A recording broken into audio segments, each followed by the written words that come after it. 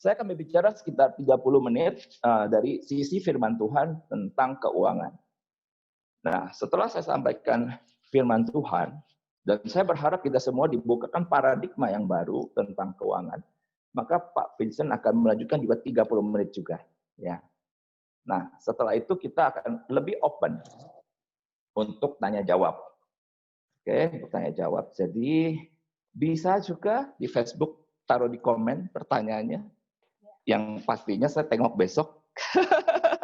Nanti saya jawab di komen ya. Karena I'm very serious about all of these things. Kayaknya Pak Vincent juga very serious ya, bahwa kita sangat ingin untuk mensupport para pasutri atau kawan-kawan kita supaya bisa menang di pandemi corona yang sangat makan jiwa dan makan korban ini.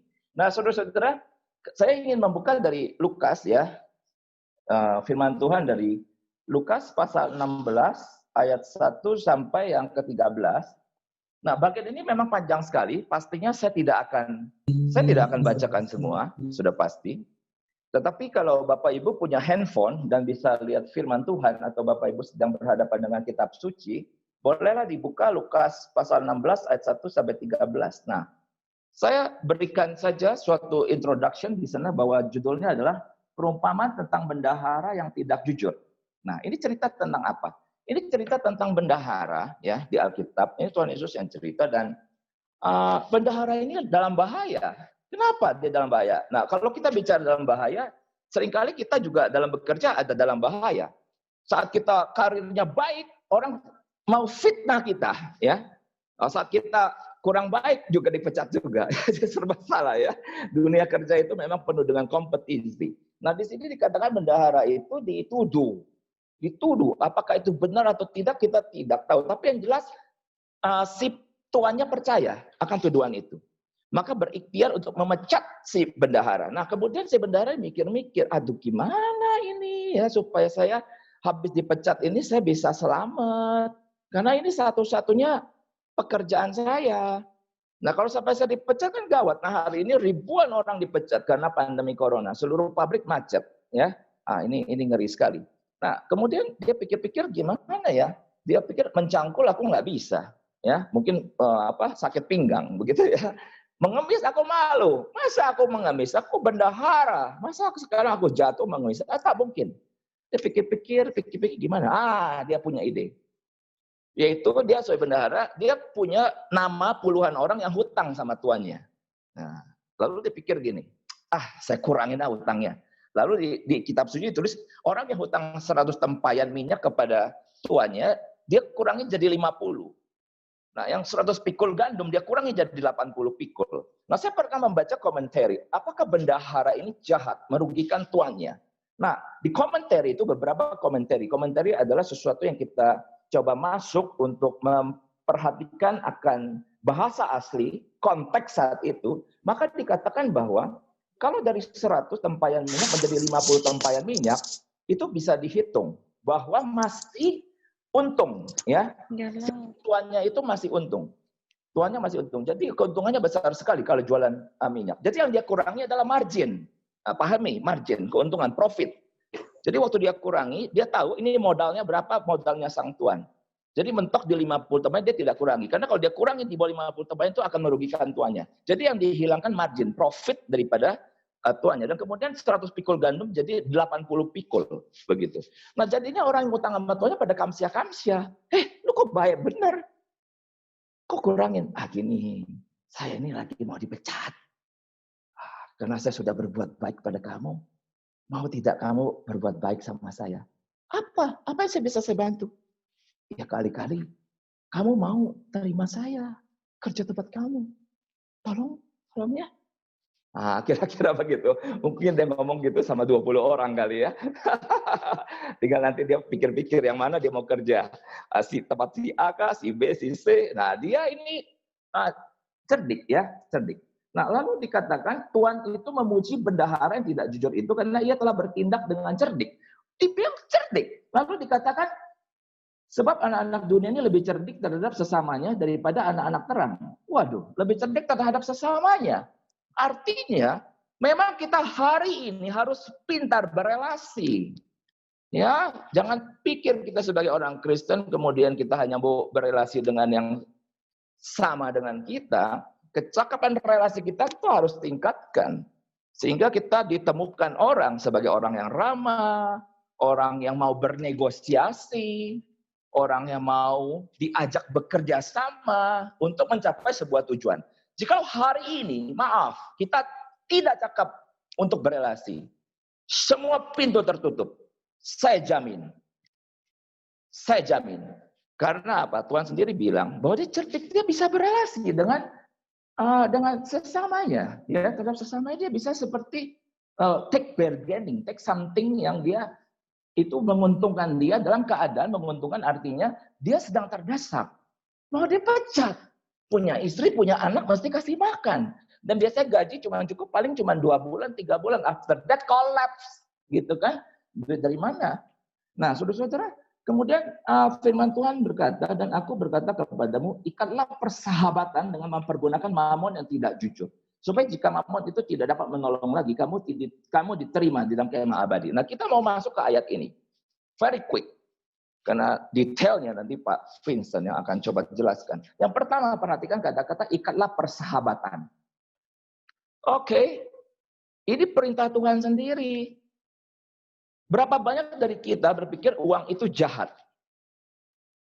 Saya berpikir bahwa sebenarnya, dan menurut banyak literatur yang saya baca, termasuk komentari, suka berbicara bahwa uang itu dia punya netral. Ya, netral artinya kita perlu uang untuk makan. Waktu kita sakit, kita perlu uang untuk membayar dokter. Dan melaluinya kita sembuh. Oke, jadi netral di situ. Tetapi memang di sini, ini Tuhan Yesus menyebut itu mamon, itu uang. Itu ada karakternya. Karakternya itu dikatakan tidak jujur. Gitu. Nah, kalau tidak jujur maksudnya apa? Tidak jujur itu maksudnya orang yang susah ditebak. Kalau orang jujur, saya bilang begini, umpama sama Pak Vincent. Pak Vincent, waduh Pak, Bapak ada hutang sama saya 1 juta rupiah. Tolong besok bayar ya Pak. Nah gitu ya.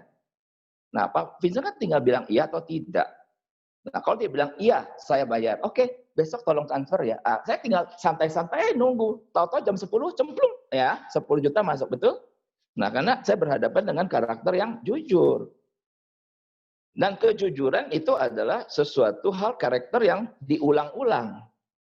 Tetapi kalau kita berhadapan dengan orang tidak jujur, dan orang itu berkata, saya besok transfer ya, utang 1 juta itu. Saya tunggu sampai sore.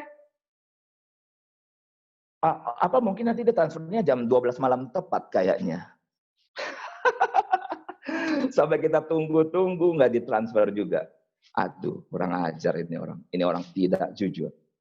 Dia susah ditebak. Nah, besok kita WhatsApp tidak dibaca. Wah, ini sudah kabur ke kota lain. Nah, itu tidak jujur. Nah, mamon tidak jujur artinya gerak-geriknya itu susah untuk ditebak. Ini karakter daripada mamon, daripada uang. Dan kita lihat di Indonesia sampai ada OJK, Otoritas Jasa Keuangan. Untuk apa? Karena terlalu banyak investasi bodong. MLM bodong. Koperasi simpan pinjam bodong. Di awalnya iming-iming. Pengembalian yang puluhan sampai kita kaget. Aduh, saya taruh uang miliaran di bank, cuman kasih 1%. Taruh di dia bisa 10%. Pindahkan. Mungkin nggak semua, setengahnya. Begitu tuh hilang, betul. Ini tidak jujur, ini mamon. Artinya apa? Kita pikir kita dapat berkat, ternyata dapat kutukan sampai bencana buat semua keluarga. Sangat banyak di Indonesia. Sangat banyak. Nah, sekarang kita memahami bahwa mamon ini dia tidak jujur. Tuhan sudah bilang begitu. Termasuk dalam hubungan kita dengan Tuhan. Banyak dari kita memohonkan berkat. Tuhan berkati aku, Tuhan berkati aku. Puji Tuhan, Tuhan kasih berkat. Kasih kita naik gaji, kasih kita pindah kerja di tempat lebih baik. Tetapi pertanyaannya, waktu Tuhan berikan kita berkat, apakah kita makin dekat kepada Tuhan? Apakah kita makin mengasihi istri kita? Apakah kita makin punya banyak waktu buat keluarga? Banyak orang dikasih berkat, keluarganya hancur. Punya istri tambah. Anak tidak dipedulikan. Di sini kita melihat, dia karakternya apa? Dapat bukan menambah, dapat malah merebut apa yang kita punya. Ngeri sekali. Nah, di sini kita perlu hati-hati ya. Untuk boleh jikalau kita diberkati Tuhan, kita sungguh-sungguh memiliki satu hati yang takut akan Tuhan. Tuhan ini mau saya apakan? Nah, kita lihat tadi ikatlah persahabatan. Ikatlah persahabatan itu artinya kalau saya bersahabat, ya. Saya baru kenal Pak Vincent sebenarnya baru beberapa hari saja. Ya, Pak Vincent ada di Melbourne, saya ada di Bandung, ya. Tapi kalau ngobrol udah bisa 2 jam, ya, tidak berhenti, ya. Itu artinya kami rupanya ada cukup banyak kecocokan. Begitu. Saya belajar dari Pak Vincent belajar dari saya. Nah, izinkan persahabatan ini kita jalankan selama 1 bulan. Nanti saya pasti tahu kebiasaannya Pak Vincent. Saya sebenarnya tahu juga loh kebiasaan dari para itu peserta mahasiswa Stronger Married. Karena saya suka lihat, oh jam segini belum bangun. Dari WhatsApp-nya masih kelihatan yang malam. Jadi waktu malam terlihat nyalanya terakhir jam 1. Nah, sekarang udah jam 8 pagi belum nyala. Ah, ini mungkin masih tidur ya. Nah, itu misalnya saya dengan Pak Vincent. Nanti pasti saya tahu Pak Vincent jadi kebiasaannya apa, sukanya apa. Nah, itu adalah ikatlah persahabatan. Tuhan memerintahkan walaupun Mammon itu tidak jujur, tapi ikatlah persahabatan dengan dia artinya make familiarity. Make us familiar with money. Jadi kita tahu itu gerak-geriknya uang itu, dia tuh lagak-lagaknya, tingkah lakunya tuh uang gimana. Dia keluar masuk rumah itu kalau tingkah lakunya keluar masuk rumah ya, tingkah laku si Mani itu kayak apa sih? Oke, kenapa ya? Dia suka masuknya jarang, keluarnya banyak. Gawat ini. Kayaknya banyak keluarga kayak begini ya. Jadi masuknya jarang, keluarnya berbondong-bondong. Aduh, gawat ini. Mungkin nanti malam ini kita diajarkan oleh Pak Vincent supaya masuknya berbondong-bondong ya Pak ya. Tetapi kalau keluar ya sendiri-sendirilah. Jangan sekampung keluar itu uang. Aduh, gawat. Kalau ditipu, yang keluar dari rumah kita sekampung, segudang. Tabungan kita puluhan tahun lenyap tidak bersisa. Bikin konflik suami istri. Ngeri. Nah, di titik ini kita memahami 2 hal. Saya ulang, make familiarity. Ya, bersahabatlah. Artinya dalam sisa hidup kita tidak ada salah untuk mempelajari gerak-gerik uang. Mungkin melalui seminar, mungkin melalui webinar, apapun, buku, e-book, YouTube, belajar. Saya perintahkan belajar. Saya perintahkan sebagai hamba Tuhan belajar untuk bisa menjadi paham tentang tingkah laku uang. Jadi kita jangan dibodohi. Karena jelas bahwa di dunia ini, jika itu 100%, maka hanya 10% manusia di muka bumi ini yang tahu gerak-gerik uang. 20% setengah tahu, setengah enggak. 70% penduduk di muka bumi ini sama sekali tidak tahu gerak-gerik uang.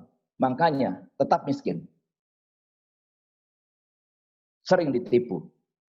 Kekayaan masa lalu hilang. Dulu punya 10 rumah, sekarang ngontrak.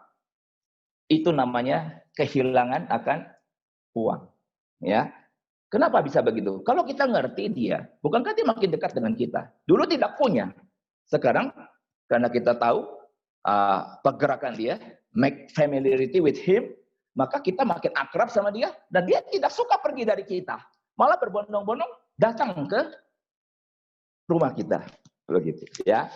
Nah, tetapi ada karakter sekali lagi tidak jujur. Nah, sekarang kita lanjut. Waktu saya 30 menit. 30 menit jadi sampai 45. Oke, sampai 45. I have still 15 more minutes ya. Nah, lanjut ke ayat 10. Ini penting. 15 menit ini saya akan berbicara yang maha penting. Itu kenapa kita sampai sekarang nggak bisa pegang uang. Jadi uang lebih suka pergi ketimbang datang ya. Atau kalau kita punya uang cenderung mencelakakan kita. Jarang memberkati. Saya masuk ke ayat yang 10. Oke, ayat 10. Barang siapa setia dalam perkara-perkara kecil, dia setia juga dalam perkara-perkara besar. Dan barang siapa tidak benar dalam perkara-perkara kecil, dia tidak benar juga dalam perkara-perkara besar. Kita lihat ayat ini, dia setia perkara kecil, dia setia juga perkara besar. Lalu dikatakan tidak benar dalam perkara kecil, maka nggak benar juga. Semuanya nggak benar dalam perkara besar. Nah, kemudian dibilang begini, jadi kalau kamu tidak setia dalam hal mamon yang tidak jujur, siapa? Siapa? Siapa apa? Siapa yang akan mempercayakan kepadamu harta yang sesungguhnya? Dan jika kamu tidak setia dalam harta orang lain, oke, dalam harta orang lain, karena kita ini steward, rasanya kalau kita hari ini kita sense kita sebagai pekerja dipercayakan kepada kita banyak aset, banyak hal. Nah, kalau kita tidak setia itu ya, dalam harta orang lain, siapa yang akan menyerahkan hartamu sendiri kepadamu? Nah, di sini ya, di sini ini bicara apa? Oke, perhatikan. Nah, saudara, di sini kita berbicara tentang karakter. Oke. Bahasa umum itu karakter. Nah, jadi ada karakter yang dia setia. Oke. Tapi ada juga karakter yang dia tidak setia. Nah, kalau kita bilang setia, itu dalam bahasa Inggris itu faithful, artinya waktu dia melakukan sebuah tindakan, itu dia lakukan berulang-ulang. Ya, berulang-ulang dia setia. Mungkin setiap tahun, nah setiap minggu dia lakukan, oke. Setiap bulan dia lakukan, oke. Sampai sepanjang tahun dia lakukan. Di situ ada kesetiaan, itu karakter. Nah, tapi kalau orang tidak setia itu gimana ya? Orang tidak setia itu adalah orangnya on off. Ya, saya mengenal ada pribadi-pribadi yang on off begini, ada. Kadang dia lagi senang, dia bisa sama kita. Lagi tidak senang, dia lenyap beberapa hari. Saya nggak tahu kemana dia. WhatsApp saya pun dia tidak jawab, begitu. Tapi kalau dia lagi senang, aneh ya. Dia bisa samperin saya, gitu. Nah, orang kayak gini unstable, very unstable dan very instinctual. Ya, tadi pagi ada yang left dari grup, oke, di WhatsApp. Setelah dihimbau untuk bagaimana, dan dia langsung pergi. Nah, ada seperti itu. Nah, saudara, coba perhatikan ya. Mari kita perhatikan. Coba kita self-reflection sejenak. Hari ini kita pikir-pikir tentang diri kita. Kita ini kalau dikasih sesuatu hal, kita ini cukup tekun tidak? Untuk mengulang-ulangnya. Selama berbulan-bulan, selama bertahun-tahun. Gitu. Yang jelas kita sekolah begitu. Tiap pagi jam 7. Dari TK, SD, SMP, SMA. Nanti pas lagi kuliah baru agak-agak beda. Kadang kuliah pagi, kadang kuliah sore. Tapi puluhan tahun kita dididik untuk bangun pagi dan pergi sekolah. Itu adalah melatih kesetiaan sebenarnya. Nah, sekarang kalau kesetiaan itu, Tuhan Yesus bilang, kalau ya setiap perkara kecil, dia setiap perkara besar. Nah, kesetiaan itu adalah sebuah kebiasaan. Nah, kebiasaan itu datang dari mana? Nah, saya sebagai seorang marriage consultant, saya paham sekali bahwa kita bisa berasal dari dua macam keluarga. Macam keluarga pertama adalah yang disebut sebagai functional family, jadi keluarga yang berfungsi. Oke. Nah, macam kedua adalah dysfunction family. Dysfunction family artinya keluarga tidak berfungsi. Maksudnya tidak berfungsi apa? Ya, seorang ayah bekerja luar biasa, tapi dia tidak pernah mendoakan anaknya. Dia tidak pernah hadir waktu anaknya sakit, di mana dia harus membawanya ke dokter, tapi istrinya selalu yang bawa ke dokter. Sehingga anak itu pada saat dia membutuhkan ayahnya, justru ayahnya tidak ada. This is dysfunction family. Berkali-kali dia mau main sama ayahnya selalu bilang sibuk, saya sibuk. Saya kira tidak ada urusan sama kamu. Pokoknya papa kasih kamu uang, cukup sudah. Bagian kamu belajar. Bagian kamu adalah pertanggungjawabkan dengan baik. Seperti papa tanggung jawab di perusahaan papa. Jadi tidak ada relation sama sekali. Ini dysfunction family. Nah, sementara kalau functional family, seorang ayah memang dia mencari uang, puji Tuhan, ya. Tapi dia juga tahu dia adalah family man.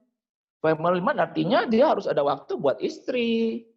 Nah, dia juga harus atur waktu buat anak, gitu. Anak saya 3. Zaman belum ada pandemi corona, saya suka dating sama Justin. Pergi berdua saja. Besoknya dating with my daughter, Joylyn. Ngapain sih kita? Ya ke kafe saja itu loh. Minum aja hal-hal yang nggak tahu itu minum apa. Ya toh.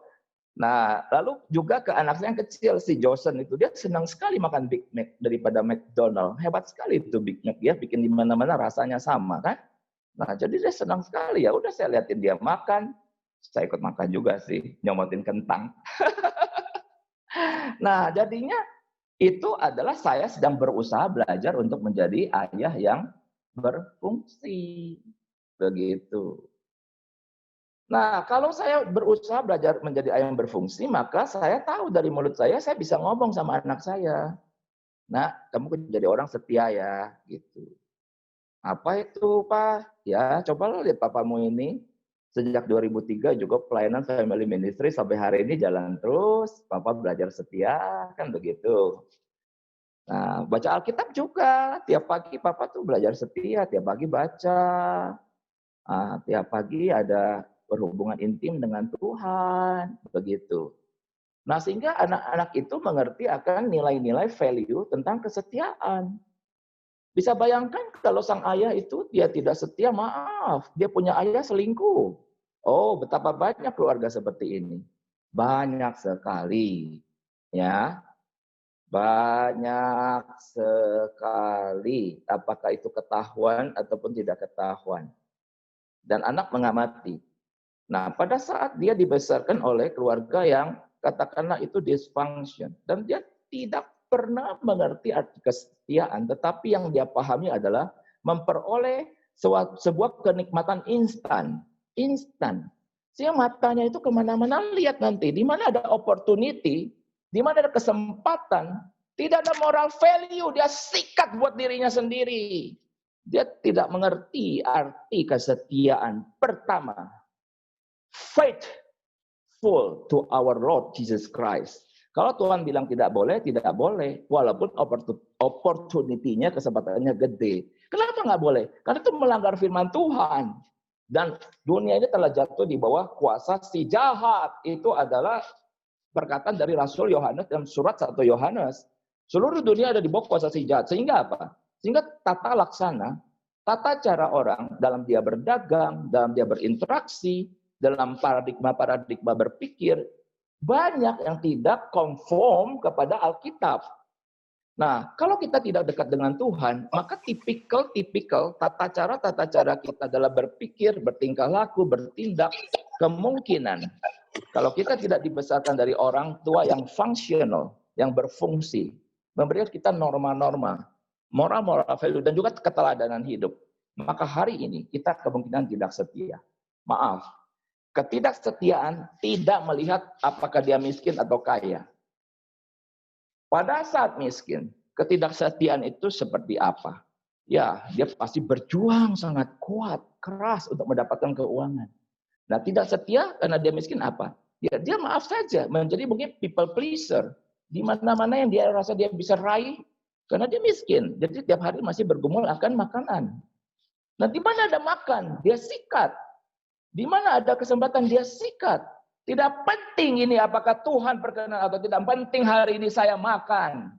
Yang penting hari ini saya ada suatu ketahanan buat anggota keluarga.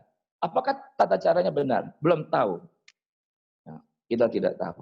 Nah, kalau yang kaya gimana? Ketidaksetiaan kalau orang kaya gimana? Nah, ada orang-orang kaya dia ya dengan keuangannya sangat hebat. Luar biasa hebat. Itu kalau garasinya dilihat kita kaget-kaget.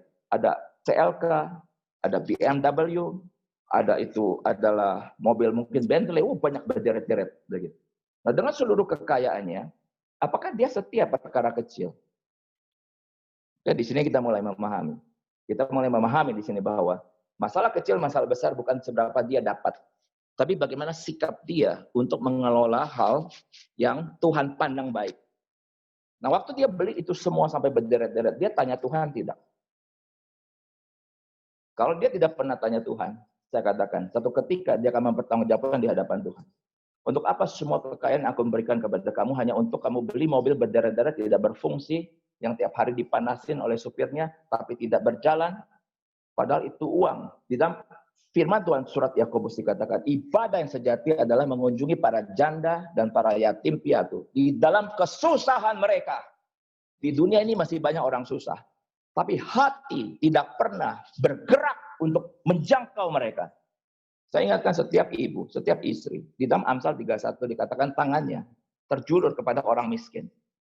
Catat, Amsal 31, wanita bijak, di dalam Amsal Salomo, tangannya, istri itu, terulur kepada orang miskin. Artinya orang miskin selalu ada di sekitar kita. Nah, saudara-saudara, di sini kita melihat bahwa orang kaya itu tidak setia. Orang miskin, orang setengah itu tidak setia. Nah, setianya itu dibangun dari apa? Saya kasih tahu satu hal. Tidak ada hal yang lain seumur hidup kita bangun adalah sebenarnya kesetiaan kepada Tuhan. Karena kita tahu Tuhan adalah sumber segala berkat. Tuhan juga adalah creatio ex nihilo. Creatio ex nihilo hari ini dari tidak ada menjadi ada. Hari ini mungkin saudara pintu tertutup. Tapi kalau kita setia beribadah kepada Tuhan, pintu 1000 ditutup, Tuhan buka 1001. Ada satu yang terbuka. Dan satu yang terbuka itu adalah sesuatu ketahanan kita di dalam masa-masa yang sangat sulit ini. Dan saya kira tidak tahu ini akan berakhir sampai kapan. Mungkin tembus ke tahun depan. Karena PSBB di Indonesia apakah berjalan dengan baik? Apakah data-data di Indonesia baik? Jikalau data di Amerika tingkat kematian corona itu sangat tinggi, itu karena setiap yang meninggal dites itu corona. Di Indonesia kenapa rendah? Karena waktu untuk mau dites, tesnya mahal. Jadi kagak dites. Jadi matinya apa? Ya TBC, pneumonia, sakit jantung. Tapi sebenarnya dokter tahu, pencetus jantungnya ini, pencetus TBC-nya, pencetus pneumonia-nya ini adalah corona. Tapi meninggalnya ya seperti umumnya penyakit-penyakit yang biasa seperti dialami. Makanya katanya case-nya kok rendah. Karena tesnya sendiri mahal sekali kalau mau dites begitu ya. Nah, kalau kita mau dites semua yang meninggal saat ini, wow, jangan-jangan kita bertemu fakta yang sangat menakjubkan, yang akan membuat pemerintah kita juga menjadi agak-agak, ya gimana ya, dites nanti jadi malu, yang nggak usah tes saja lah, seperti gitu ya. Nah, saudara-saudara, jadi sekali lagi masalah kesetiaan itu karakter. Dan karakter setia itu dibangun melalui sebuah struktur hidup yang dibangun oleh orang tua, suami dan istri, ayah dan ibu. Setiap kita, hai para ayah dan ibu, bertingkah lakulah setia. Satu, setia kepada Tuhan. Kedua, pasti setia kepada pasangan. Berani kita tidak setia kepada pasangan, dampaknya sangat berat. Anak-anak kita seumur hidup tidak pernah boleh belajar tentang kesetiaan kepada Tuhan. Dan anak kita seumur hidup mungkin juga saat dia mengalami krisis dengan pasangan, pikirannya sangat cepat untuk meninggalkan pasangan. Sangat cepat. Kenapa? Dipengaruhi oleh keteladanan ataupun contoh daripada orang tua. Nah, jikalau hari ini saya mengadakan Stronger Marriage, waktu saya tinggal 3 menit. Waktu saya tinggal 3 menit, setelah itu Pak Vincent. Nah, jadi jikalau hari ini saya mengadakan Stronger Marriage di dalam online class dalam masa-masa pandemi, sesungguhnya itu lahir dari passion saya. Saya ingin membentuk keluarga-keluarga yang punya struktur hidupnya kuat, dan struktur hidup yang kuat itu diciptakan oleh berbagai kebiasaan baru. Di mana kebiasaan kita hari ini mungkin sangat dipengaruhi oleh kebiasaan masa lalu yang dipengaruhi oleh orang tua yang mungkin belum mengenal Tuhan. Dan kebiasaan orang yang belum mengenal Tuhan, maka 70% kebiasaan itu adalah kebiasaan yang berdosa. Saya katakan kebiasaan yang berdosa. Kebiasaan untuk malas. Kebiasaan untuk khawatir. Kebiasaan untuk iri hati. Senang kalau lihat orang susah. Susah kalau lihat orang senang. Tidak pernah berbahagia kalau lihat orang senang. Kenapa? Background masalah. Terlalu susah hidupnya. Ya. Nah, kebiasaan apa lagi? Marah.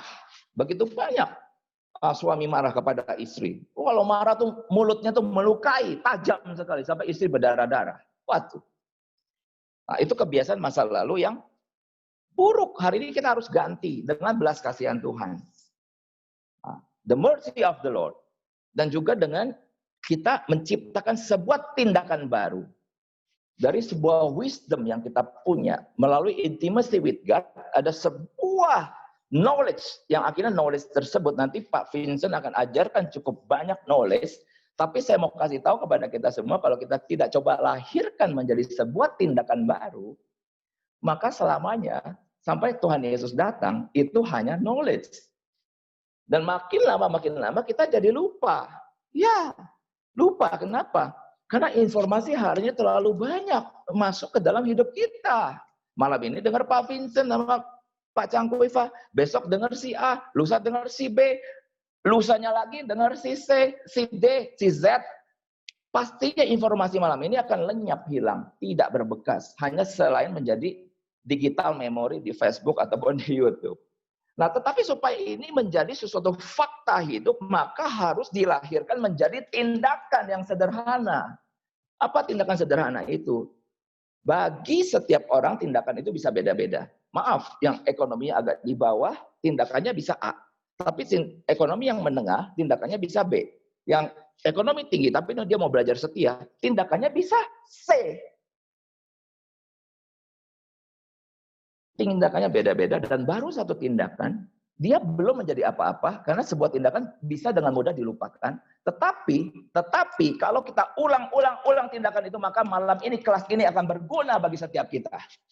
Karena ada sebuah knowledge yang menjadi habits. Dan habits itu kita latih. Dan mungkin nanti Pak Vincent akan melatih bagaimana habits dari seorang champion. Dari seseorang pemenang. Bagaimana habits dari orang yang diberkati oleh Tuhan. Bagaimana habits kebiasaan daripada orang-orang yang betul di masa pandemi corona bisa tetap tersenyum. Hahaha, ketawa-ketawa. Tidak dihantam dengan kesulitan dunia ini. Tetapi tetap memiliki faith in the Lord. In the Lord of our Lord Jesus Christ. Oke, saudara-saudara, saya rasa tepat jam segini. Silakan Liana. Oke, sekarang kita persilahkan Pak Vincent untuk menyampaikan yang ingin disampaikan. Shalom, Silakan, selamat Vincent. malam. Selamat malam. Malam. Terima kasih semuanya buat kesempatan ini. Terima kasih Pastor Chang, Ibu Liana sudah mengundang di Family Insight. Dan buat sahabat-sahabat yang setia mendengarnya, saya merasa sebuah kehormatan untuk membagi pengalaman saya dalam keuangan. Dan saya berdoa supaya Tuhan memberkati kita semua. Amin. Amin. Jadi apa yang disampaikan Pastor Chang adalah sangat benar. Yaitu kita mau membangun sebuah ekonomi yang jangka panjang. Sehingga keberhasilan kita akan kita warisi kepada anak dan cucu kita. Saya sendiri bersyukur kepada Tuhan, saya diberkati Tuhan setelah saya mengenal Yesus. Karena sebelum saya mengenal Yesus, hidup saya benar-benar sangat berantakan dan saya tidak percaya kalau hari ini saya dibawa sampai seperti hari ini. Dan saya sendiri juga banyak membaca buku tentang keuangan. Jadi 5 penulis buku paling terkenal di dunia, semuanya orang Kristen. Dan 5 penulis buku pengajaran tentang leadership yang top 5, semuanya orang Kristen.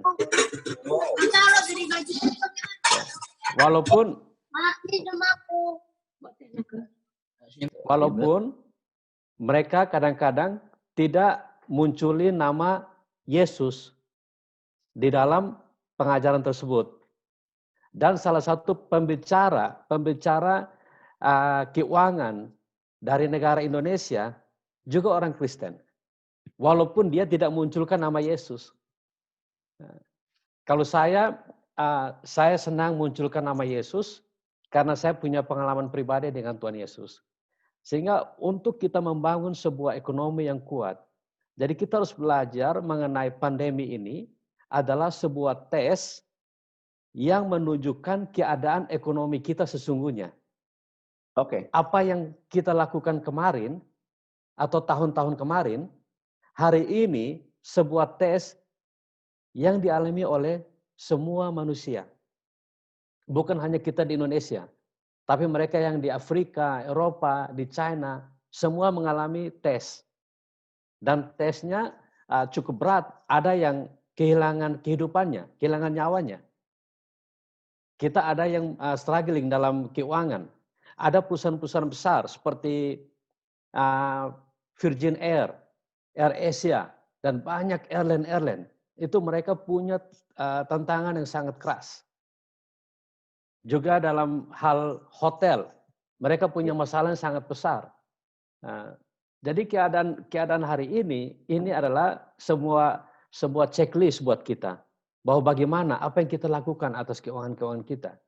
Jadi untuk rebound ada 3 hal penting.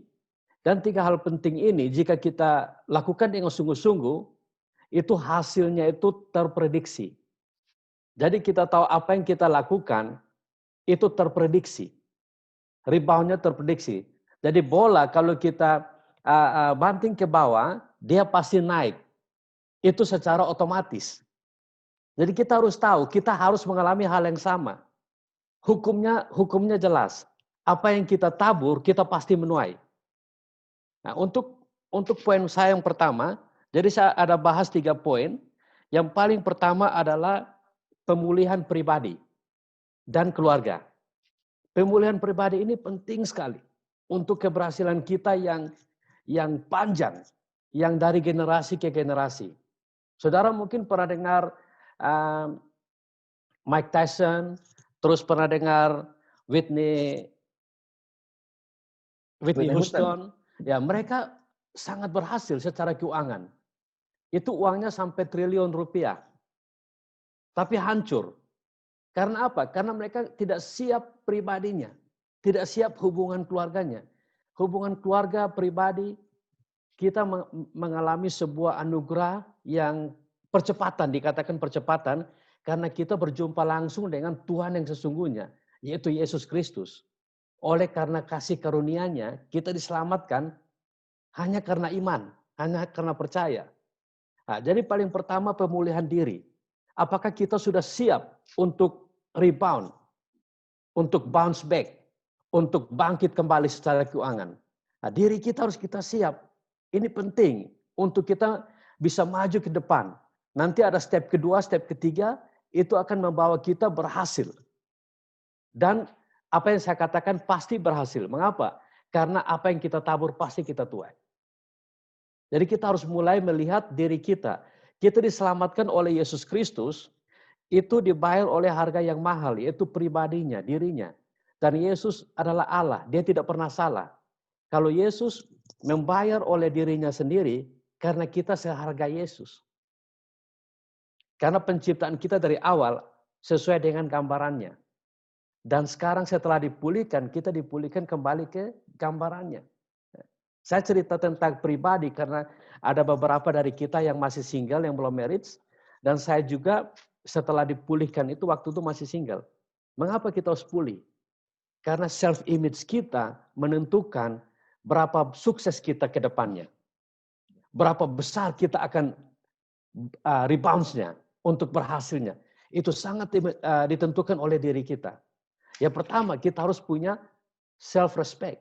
Jadi kita harus menghargai diri kita. Waktu kita menghargai diri kita, itu ada sebuah magnet, attraction, kepada orang lain dengan sendirinya menghargai kita. Nah, outcome dari kita menghargai diri kita, waktu kita yang sudah berkeluarga, itu terukur oleh bagaimana kita menghargai istri kita. Jadi, begitupun seorang istri, dia merasa dirinya dihargai, terukur dan terlihat oleh bagaimana dia menghargai suaminya. Jadi saya mau katakan di sini, kita tidak mungkin menghargai kepala negara kita melampaui diri kita. Itu tidak mungkin. Mengapa? Karena firman Tuhan katakan, apa yang engkau ingin orang perlakukan kepada engkau, lakukan itu kepada mereka. Sehingga waktu kita menghargai kepala negara kita, tanpa kita punya penghargaan diri yang utuh, itu kita lakukan dengan pura-pura. Mungkin karena dengan rasa takut, atau rasa apa. Tapi waktu kita menghargai diri kita, artinya kita harus melihat diri kita malam hari ini, kalau itu adalah sebuah kepala negara, seorang kepala negara, kalau kita dapat menghargai dia setinggi itu, kita selayaknya dapat menghargai diri kita setinggi itu. Begitu juga orang-orang sekitar kita, pasangan kita. Kalau kita sudah punya anak, bagaimana kita menghargai anak kita? Ini kita preparation. Preparation untuk sukses. Preparation untuk berhasil. Kita dan pasangan kita, itu sederhananya seperti sandal kita, sepatu kita. Kalau sepatu kita rusak satu, itu udah nggak ada guna dua-duanya. Jadi bagaimana kita treat pasangan kita, itu menentukan value-nya diri kita. Jadi firman Allah juga mengatakan, kasihilah sesamamu manusia seperti dirimu sendiri. Kita tidak mungkin dapat mengasihi sesama kita sebelum kita mengasihi diri kita. Bagaimana kita mengasihi diri kita? Setelah kita menerima kasih Allah kepada kita. Kita terima dulu kasih itu. Setelah kasih kita, baru kita dapat mengasihi seseorang. Begitu juga menyukai. Kita harus menyukai diri kita. Karena Allah sangat menyukai kita. Kita adalah ciptaan yang sempurna. Coba sama-sama katakan, gak perlu di-on, bilang saya senang dengan diri saya. Saya senang Katakan, dengan diri saya. saya senang dengan diri saya. Dengan diri saya. Ini semua menentukan keberhasilan kita ke depan. Ini menentukan rebounds yang maksimal. Dan jika semua paham proses ini, saya jamin pasti. Mengapa? Karena semua itu prediksi. Semua orang sukses itu kita dapat lihat. Kita dapat lihat progresnya. Mulai dari penghargaan akan dirinya. Waktu kita menghargai diri kita, nanti produk-produk yang akan berhubungan dengan kita tidak sembarangan. Karena semua itu ada magnetnya, ada karisma itu sendiri. Di mana kita dapat menghargai diri kita karena ada roh Allah pada diri kita. Nah ini semua value-value ini kita harus paham. Kita harus siapkan dengan baik-baik ya. Yang kedua adalah kita harus pemulihan dengan uang. Kita harus paham tentang uang. Untuk apa uang itu? Setelah kita dipulihkan, kita memiliki keluarga, kita paham benar. Keluarga kita perlu atap. Yaitu rumah. Keluarga kita harus punya keuangan untuk sustain family kita. Jadi kita harus tahu value-nya, harganya. Nah, setelah kita tahu harga itu, mulai kita tahu untuk mendapatkannya. Nah, ini satu poin penting bagaimana untuk berhasil dalam hidup, sukses dalam hidup, kita harus clear. Clear-nya apa? Apa yang kita mau? Kita tuh maunya apa? Dan seberapa? Jadi kita harus memiliki sebuah keinginan yang jelas. Keinginan itu harus jelas. Sejelas apa? Sejelas kalau kita ceritakan kepada anak yang umur 6 tahun, mereka paham. Dan mereka juga bisa menceritakan. Jadi contohnya kita maunya apa? Target hidup kita. Termasuk kekayaan, keuangan. Kita mau keuangan itu seberapa? Kita harus jelas. Karena kalau tanpa jelas, kita seperti orang di atas mobil, dia nggak tahu mau kemana hidupnya. Dan anehnya, waktu kita menemukan sesuatu yang kita inginkan, selalu tercapai. Selalu tercapai. Akhirnya kita harus pastikan, saran saya, inginlah yang besar. Inginlah yang besar. Jadi cukup besar.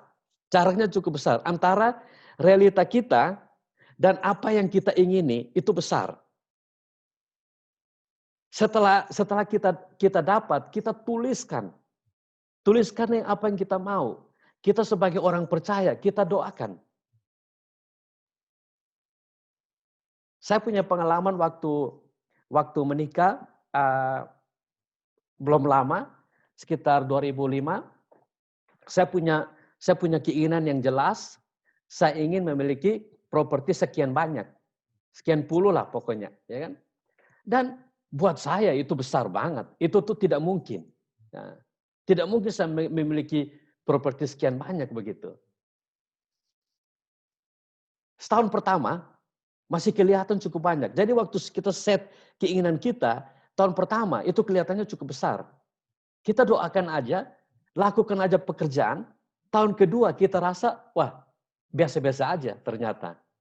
Punya kekayaan, punya properti sekian, biasa-biasa aja. Setelah 2 tahun.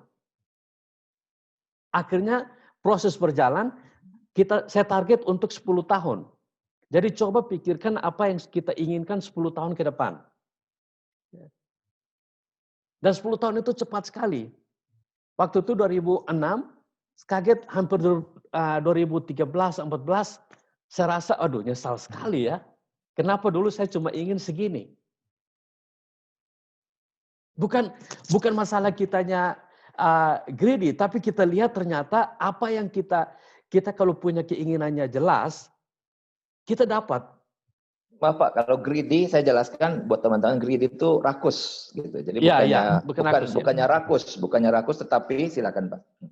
Ya, sehingga kita harus paham semua ini kan kita harus siapkan buat masa depan keluarga kita, masa depan anak-anak.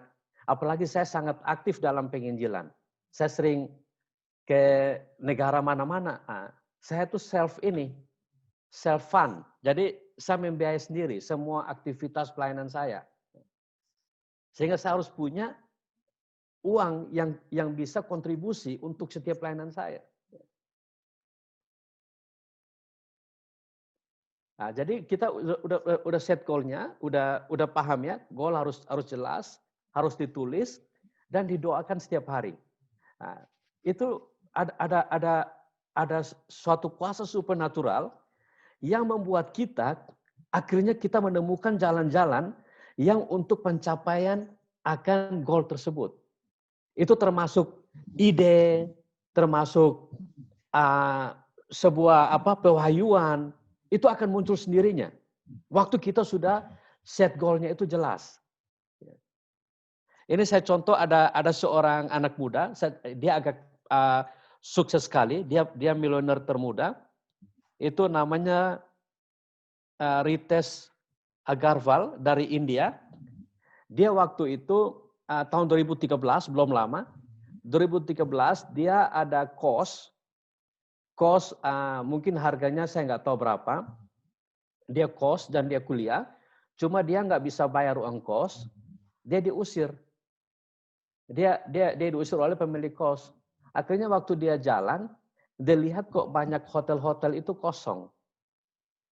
Nah, sehingga dia mulai berpikir, bagaimana saya bisa membantu pemilik hotelnya. Kebetulan dia sendiri pintar IT. Dia walaupun tidak punya uang, tapi dia bisa IT. Dia ke pemilik hotelnya, dia tawarkan jasanya. Dia bilang, mau nggak saya kasih percaya saya 3 bulan, saya akan buat hotel kamu menjadi hotel terlaris. Nah, bagi pemilik hotel yang waktu itu lagi sepi, dia pikir apa salahnya dicoba. Nah, bagi anak ini, dia kan nggak punya apa-apa, bayar kos saja nggak bisa. Dia pikir kalau dia dikasih percaya, nothing to lose. Ruginya apa? Sehingga waktu dia dipercayakan, dia cuma merubah sedikit. Dia merubah kamar hotelnya diperbersih, terus ini selimut-selimutnya diganti baru. Biasa hotel-hotel murah itu tidak punya reception atau customer service. Dia menyediakan customer service. Lampu-lampunya, boxnya yang tua-tua diganti, dicat ulang. Dia masuk ke bikin software semacam seperti Airbnb. Terus nama hotelnya itu Oyo. Dan sangat berhasil. Sangat berhasil. Karena keberhasilan itu, dia timbullah confidence. Dia cari hotel-hotel lain. Dalam waktu tahun berapa? Sekarang 2019, 2013, dalam 7 tahun, dia dari yang nggak punya uang, dia sudah punya uang, asetnya sudah 900 juta dolar. Jadi sangat signifikan. Itu kan contoh seperti dia. Dari yang tidak ada menjadi ada. Sehingga kita harus pikir, kita harus tahu bahwa kita mengalami sebuah bounce back dari penolakan atau kehinaan secara finansial. Kita harus paham bahwa kita harus berhasil. Untuk kita maju, bounce back, kita harus paham. Kita memiliki tadi yang poin pertama, pemulihan pribadi, pemulihan hubungan kita dan keluarga. Kita punya self-respect tinggi. Sehingga kita melihat bahwa apa yang dapat kita sumbangkan buat sesama manusia, sehingga mempunyai nilai tambah. Jadi kita tidak ada punya keinginan untuk meminta-minta. Tapi kita punya keinginan untuk memberi. Jadi kita timbul keinginan memberi nilai tambah. Nah, jadi saya sendiri kita langsung ke poin di sini paham ya? Paham ya. Kita punya self image bagus, ya. Kita punya nilai menghargai uang dan uang harus dihargai. Seperti tadi Pastor Chang sampaikan, ada yang sudah punya uang, nikah lagi atau perlakukan uang dengan salah. Ini sebuah kesalahan yang fatal. Karena dari dosa yang satu akan digiring ke dosa yang lain. Akan digiring pada ketidakjujuran. Mengapa? Dalam bisnis dalam era modern seperti hari ini, seseorang pengusaha besar, dia ingin berhubungan dengan kita, dia tinggal cek Facebook kita, terus segala sosmed kita, siapa teman-teman kita, apa isi foto-foto kita. Kalau kita tidak setia dalam perkara kecil, yaitu bagian pasangan kita sudah tidak jujur, bagaimana kita bisa dipercayakan akan keuangan-keuangan yang lain? Betul. Jadi kita kalau punya partner bisnis, partner kerja, mereka yang sudah tidak loyal terhadap keluarga mereka, jangan percaya mereka dapat loyal kepada saudara. Betul. Jadi semua itu jelas terukur. Goal, kita sudah memiliki goal ya. Goal sudah punya. Nah, sekarang tinggal kita membangun untuk pencapaian goal tersebut. Nah, itu perlu sebuah keberanian. Keberanian itu penting sekali. Courage. Jadi perlu sebuah keberanian. Keberanian seperti apa? Saya dalam posisi. Pak Vincent, apa kita sudah masuk poin 3 atau ini masih yang sabdang tadi? Ya, masih poin kedua. Jadi ada keberanian untuk percaya bahwa goal itu kita akan capai. Terus pemulihan keluarga kan yang pertama. Pemulihan keluarga itu untuk supaya kita mulai membangun goal kita itu besar. Dan menilai uang juga benar. Kita pakai untuk hal-hal yang baik. Kita pergunakan uang kepada siapa? Kepada orang-orang yang kita hargai terlebih dahulu. Siapa? Kalau saya sebagai suami, untuk istri saya, untuk anak saya. Kita harus lihat value. Jangan sampai keuangan kita sama istri kita di rumah, kita suruh dia hemat, makannya Indomie, tapi kita keluar sama sekretaris kita, makan steak. Nah, hal-hal ini kita harus lihat keuangan itu kita harus arahkan dengan benar. Nah, saya balik lagi ke poin pertama, penting sekali suami istri, kita harus paham. Di sini kita semua kan sudah berkeluarga ya. Kita sudah berkeluarga. Semua, Masih ada yang single, Pak. Masih ada yang single tapi sudah 17 tahun ke atas ya. Ya sudah. Oke, 17 tahun ke atas. Mengapa saya bilang penting banget? Karena waktu pria membuahi wanita dengan benih, yaitu benih, itu akan menghasilkan apa? Menghasilkan anak. Jadi akan berbuah sesuatu. Sehingga sebagai suami, kita harus menabur benih apa? Benih cita-cita tadi, goal tadi. Jadi goal yang kita inginkan, itu kita harus sampaikan kepada istri. Istri fungsinya itu sebagai inkubator, inkubasi. Kalau kita menabur benih, dia akan kalau di istilahnya untuk burung itu dierami, menjadi menghasilkan sesuatu. Sehingga kita punya kolaborasi yang sangat kuat antara suami istri. Untuk bounce back ini. Kolaborasi suami istri harus kuat untuk keberhasilan ke depan ini. Dan selalu terjadi. Dan sebagai laki-laki, sebagai kepala rumah tangga, harus memiliki visi ini. Harus memiliki goal. Karena kalau kita tidak memiliki goal, kita tidak punya impian apa yang mau diinkubasikan oleh istri. Tidak ada. Sehingga kita harus mulai menghargai istri kita. Waktu kita menghargai istri kita, itu kan tercermin bagaimana kita menghargai diri kita. Waktu kita menghargai diri kita, kita dapat menghargai potensi-potensi bisnis, teman bisnis, mereka akan merasa dihargai oleh kita. Dan waktu kita menyukai keluarga kita, menyukai anak-anak kita, itu akan termanifestasi kepada orang-orang yang kita bertemu. Kita akan menyukai mereka. Dan mereka pasti terasa. Karena ini ada sebuah yang power dari dalam keluar. Ada kekuatan keluar untuk mempengaruhi orang. Terus kepercayaan, trust. Kita tahu kita adalah dapat dipercaya dari apa? Dari apakah istri kita dapat mempercayai kita? Anak-anak kita dapat mempercayai kita. Jadi sungguh-sungguh family insight adalah penting. Kita perlu mendapat mentor yang baik dari Family Insight supaya kita tahu ukuran kita dari keluarga kita.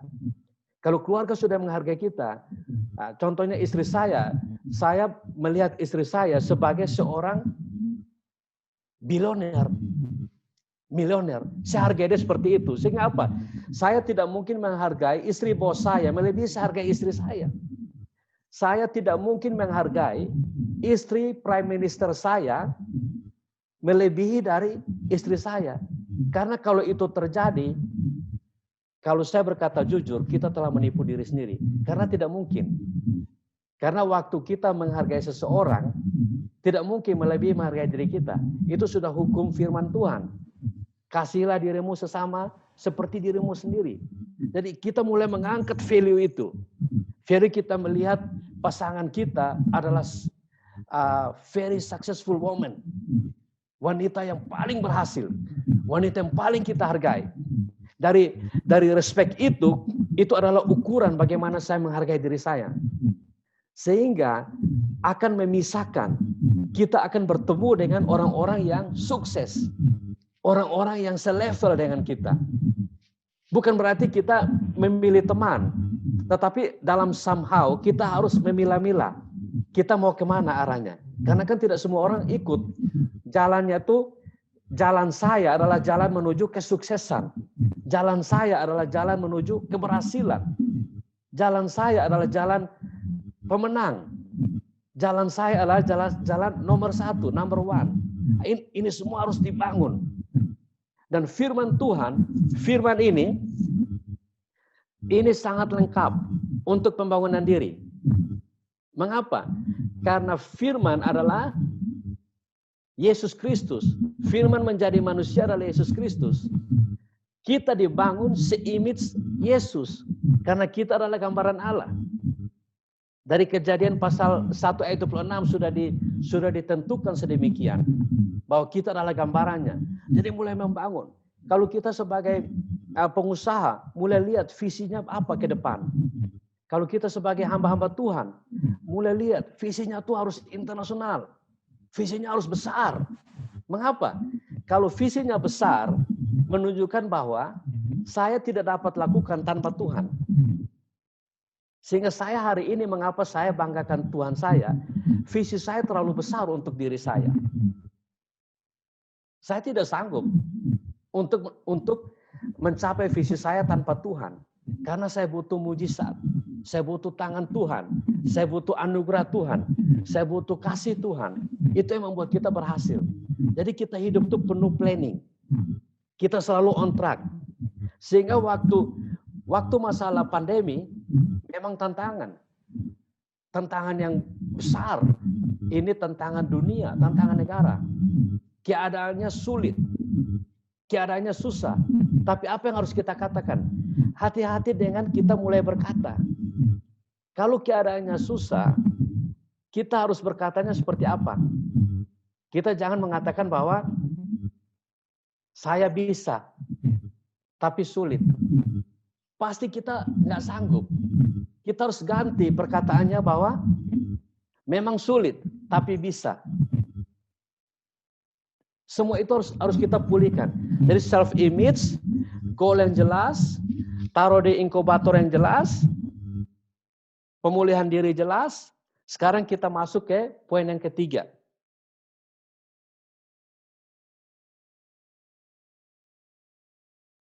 Poin yang ketiga yaitu perkataan dan action. Tadi Pastor Chang sudah sampaikan harus dipindahkan dari knowledge, apa yang kita dengar hari ini, coba action. Ambil sebuah tindakan yang real. Tindakan real sulit di 3 hari pertama, 4 hari pertama. Tetapi tidak akan sulit setelah kita lakukan dengan berulang-ulang. Sehingga dia mulai terekam di alam bawah sadar kita. Sehingga kita mulai paham. Alam bawah sadar kita mulai berubah. Nah, untuk kita mencapai tujuan itu, kita perlu namanya to-do list. Jadi ada buku, pakai aja buku dan pen. Setiap hari bangun, kita kan udah tulis goalnya. Kita tinggal tulis hal-hal apa yang perlu saya lakukan. Tidak usah yang berat-berat, yang kecil aja. Contohnya kita harus bangun pagi, kita disiplinkan untuk misalnya saat teduh, berdoa. Baca firman. Terus step apa?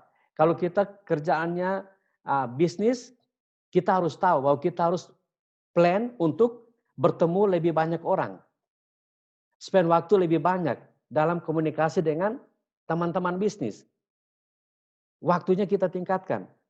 Terus kalau kita misalnya kita pegawai negeri, di sini ada teman-teman yang pegawai negeri, ada juga yang dari pegawai swasta. Nggak apa-apa dalam posisi sekarang, tetapi kalau kita untuk mau bounce-nya besar, kita harus go to the business. Kita harus go to the business. Itu sebuah lonjakan bagi teman-teman yang lain. Tapi bagi teman-teman yang sudah di bisnis, waktu kita sudah punya rekam jejak yang jelas, kita punya goal, kita tinggal mulai doakan dalam saat-saat ini. Bikin plan, mulai belajar, cari di Google buku apa yang bisa menunjang skill kita. Skill kita untuk pencapaian goal tersebut. Nanti waktu kita udah mulai step 1, step 2, sedikit movement, kita udah makin yakin bahwa ini ternyata achievable. Karena sudah dilakukan oleh banyak orang-orang yang berhasil di bumi ini. Ya, nah, yang ketiga, poin saya yang ketiga, yang paling penting adalah perkataan kita. Perkataan kita. Step 1, pemulihan pribadi, pemulihan keluarga. Step 2, goal yang jelas, bangun perkataan jelas, goal diinkubasi bersama, kolaborasi bersama pasangan kita. Yang ketiga perkataan. Nah, perkataan ini dari mana keluarnya? Dari hati. Hati timbulnya inspirasi perkataan dari mana? Dari pikiran. Jadi apa yang harus kita taruh di pikiran? Untuk keberhasilan, kebangkitan yang dahsyat dalam keuangan, bounce back, financial rebound, itu dari masuk ke pikiran. Pikiran kita mulai hari ini, mulai pandemi, mulai malam ini, mulai ditransform. Harus katakan financial rebound, myself rebound. Jadi mulai katakan. Tadi kan kita udah di tahap yang 1, pemulihan diri. Kita harus lihat ya, value kita harus sangat tinggi. Setinggi siapa ukurannya? Bukan Bill Gates, bukan Jack Ma. Lebih tinggi lagi, Yesus Kristus. Karena kita dibayar oleh darahnya. Jadi kita harus punya value diri kita terlalu tinggi. Jadi kalau saya dikasih kesempatan berjabat tangan dengan Bill Gates, saya udah ada di dalam imajinasi. Karena saya orang terhormat. Sangat terhormat. Di dalam bukunya Who Am I in Christ? Perlu tangkap, belajar dalam-dalam untuk pemahaman itu. Sehingga membawa kita ke level yang lebih tinggi. Kita sebagai anak-anak Allah, kita harus berhasil secara keuangan. Bisa tanya hamba-hamba Tuhan. Hamba-hamba Tuhan itu, mereka pemakai dana terbesar. Semua hamba Tuhan, mereka pemakai dana terbesar. Mengapa? Untuk pekerjaan Tuhan, itu dananya sangat besar dibutuhkan. Besar banget. Sehingga saya terinspirasi untuk share ini, saya ingin kita semua di sini berhasil. Kita semua di sini mengalami financial rebound yang real. Jadi harus real. Kita harus punya goal, kita harus work for it. Kita harus fight for it. Kita never give up. Dan kita will reach. Kita pasti mencapainya. Itu tidak mungkin tidak. Karena kalau goalnya jelas, targetnya jelas. Jadi contohnya saya punya goal dari Bandung mau ke Surabaya, jelas. Saya pasti sampai Surabaya, walaupun di dalam perjalanan mungkin bannya pecah. Mungkin ada jembatannya putus. Mungkin ada kecelakaan di jalan, jadi jalannya blok. Mungkin terjadi dalam pencapaian goal. Waktu kita punya goal, mungkin ada pandemi. Mungkin ada tes-tes yang lain. Itu bukan masalah. Bukan masalah. Jadi kita harus mulai bangun kita punya mindset, isinya dengan apa? Firman Tuhan. Isinya dengan apa? Bertemu dengan orang-orang yang sukses. Kalau kita bertemu banyak dengan orang-orang yang tidak sukses, bagaimana kita mau sukses? Karena antara sukses dan tidak sukses, itu hanya persepsi. Hanya mindset, hanya pikiran. Sebelum kita punya $1 juta misalnya, itu kita lihat, waduh susah banget. Seolah-olah seperti ini udah ada plafon, kita nggak bisa breakthrough. Tapi kita harus siapkan. Kalau saya orang percaya, saya doakan supaya atap terbongkar. Saya bisa naik ke atas, saya bisa muncul ke atas. Itu perlu sebuah yang jelas, goal harus jelas. Kolaborasi dengan istri, dengan anak, kita harus siapkan dari sekarang. Nah, terus udah tahu ya, masukin semua pikiran ini dari hati keluar ke mulut. Tadi self image-nya sudah jelas ya.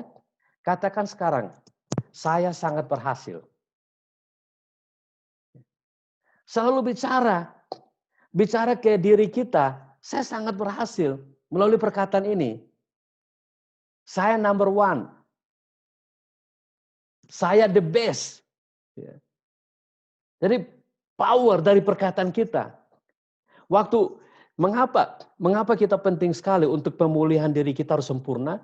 Berkata kepada diri kita sempurna, agar perkataan orang yang negatif, mungkin kita dihina orang, mungkin kita dilecehkan orang, mungkin kita disabotase orang, tidak jadi masalah. Karena I am who I am. Jadi punya self-esteem tinggi. Siap saudara-saudara? Saudara semua siap mau rebound? Mau reboundnya tinggi atau mau reboundnya pendek? Kalau mau rebound tinggi, kita harus persiapkan kita sebagai orang yang tinggi. Jadi kita harus mulai melihat diri kita tinggi. Katakan aja, saya orang kaya. Saya orang kaya. Kita melihat pasangan kita, melihat dia seperti orang kaya. Kalau kita belum kaya. Ya. Atau biar aja dia kaya. Jadi kita harus mulai suatu penghargaan. Ya.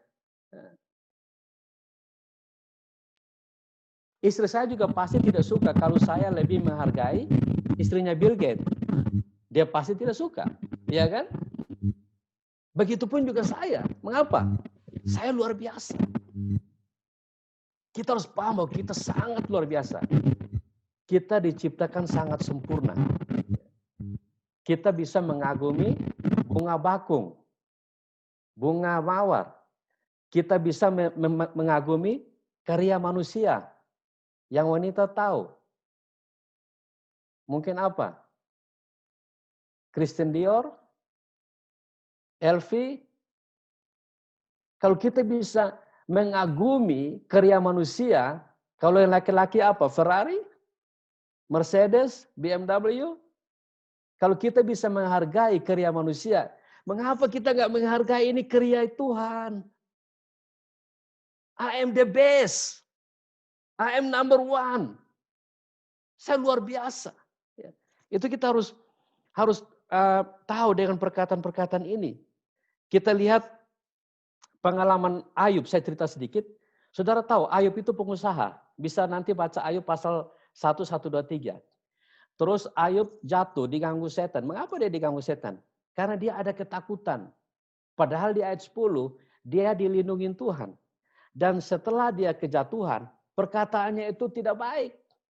Dia malah mengutuk dirinya. Dia bilang ngapain dia harus lahir. Tapi sampai di pasal yang terakhir, sebelum kesuksesannya Ayub, dia bertobat saat dia sudah mengenal Tuhan. Dia bilang, saya cabut semua perkataan saya yang sia-sia. Jadi perkataan sia-sia kita harus cabut. Kita harus rebound. Jangan lihat keadaan kita hari ini. Jangan lihat ekonomi kita hari ini. Tapi harus katakan, saya sukses. Saya number one. Saya berhasil. Saya kaya. Sangat kaya. Kalau kita sudah paham ini benar, waktu orang lain memikir bahwa kita ini belum kaya, itu kan terserah dia. Tapi saya percaya saya kaya. Itu lebih penting. Lebih penting saya percaya saya berhasil daripada apa kata orang. Apa kata orang tidak penting bagi saya. Ya. Karena lebih penting adalah apa kata saya, karena itu kata Tuhan. Tuhan punya rancangan untuk masa depan saya penuh harapan. Dan rancangan Tuhan tidak pernah gagal. Lihat Ayub pasal 2 ayat 1. 42 ayat 1. Tidak pernah gagal. Kita dibuatnya berhasil. Yang buat gagal siapa? Diri kita. Kita tidak imajinasi, kita orang sukses. Kita orang berhasil. Saya cerita pengalaman saya. Saya ke sini mau kerja real estate tahun 2001. Saya juga tidak tahu. Saya pulang kerja, saya kerja di toko. Di sebuah toko jual alat-alat listrik, alat-alat besar. Saya sebagai atur-atur barang di toko, storeman, warehouse. Angkat, kerja kuli. Saya waktu pulang ke rumah, ada televisi menyala, ada saudara saya lagi nonton televisi. Tapi kita orang rebound, saya ingatkan, jangan spend waktu di TV. Jangan spend waktu di TV. Isi hal-hal yang membuat saudara orang number one. Orang berhasil. Jangan ada drama Korea. Stop.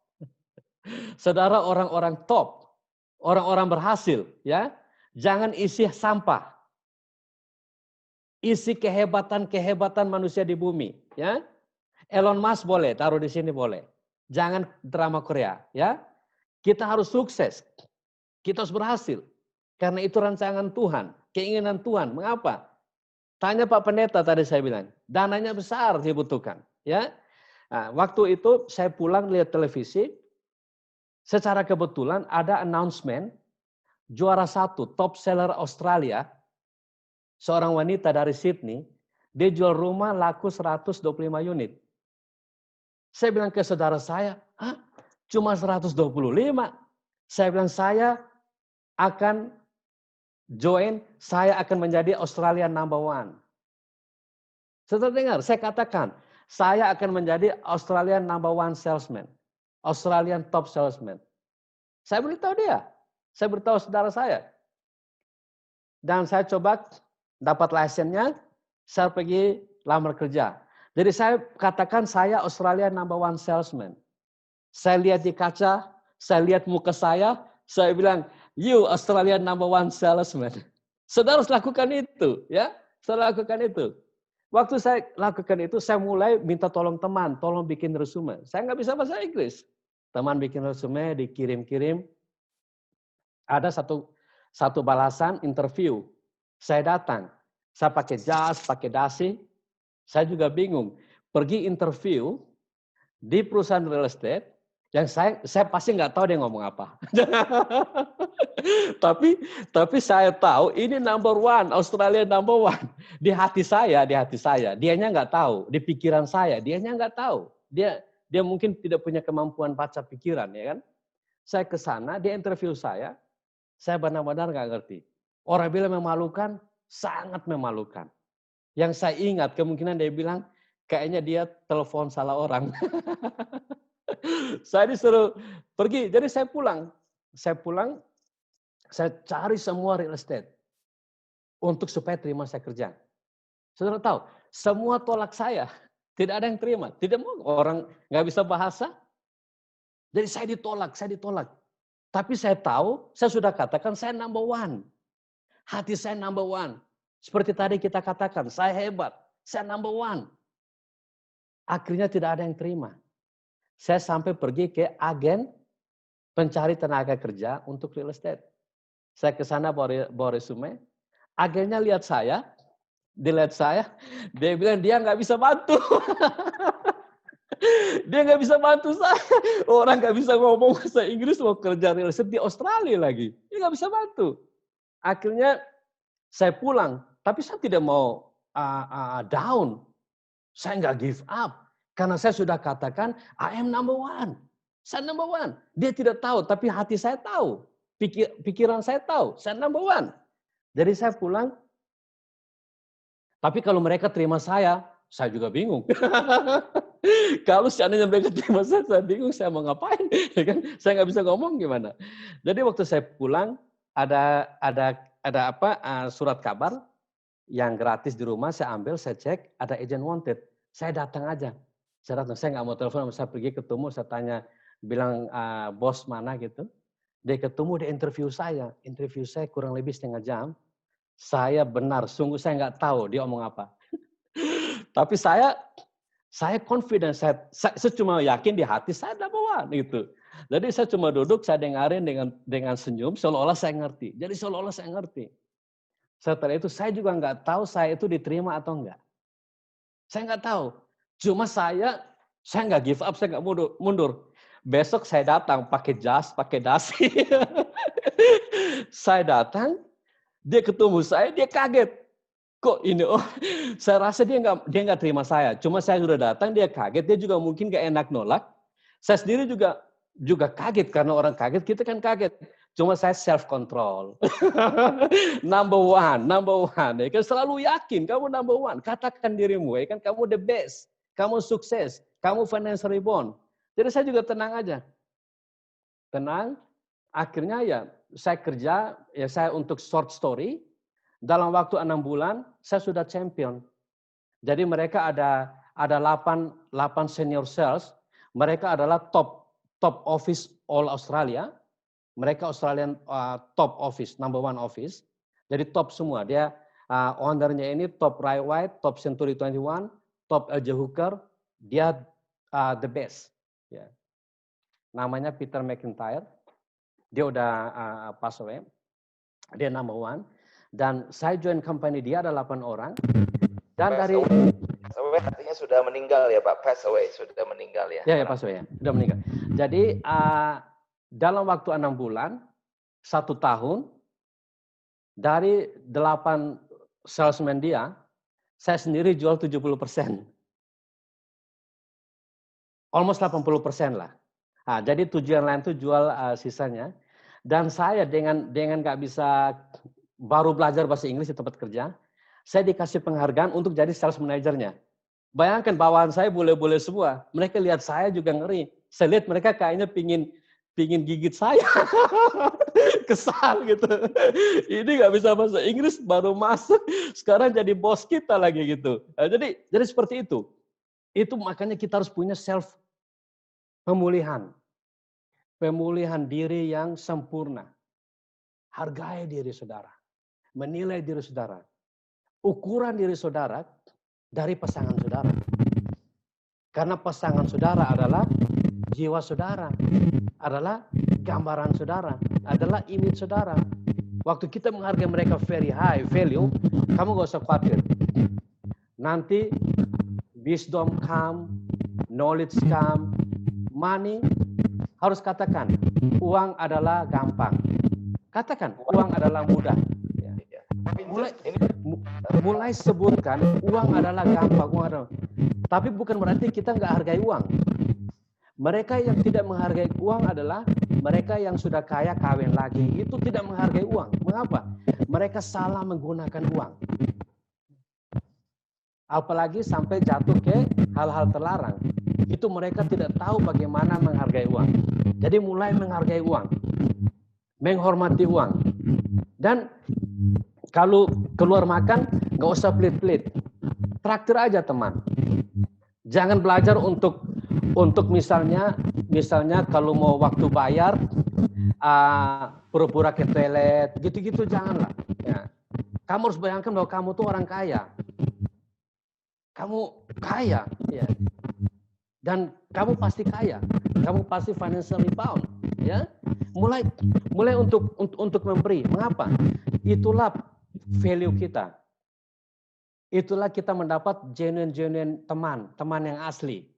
Nah, bahkan saya ada sebuah cerita, ada seorang bilioner, triliun lah.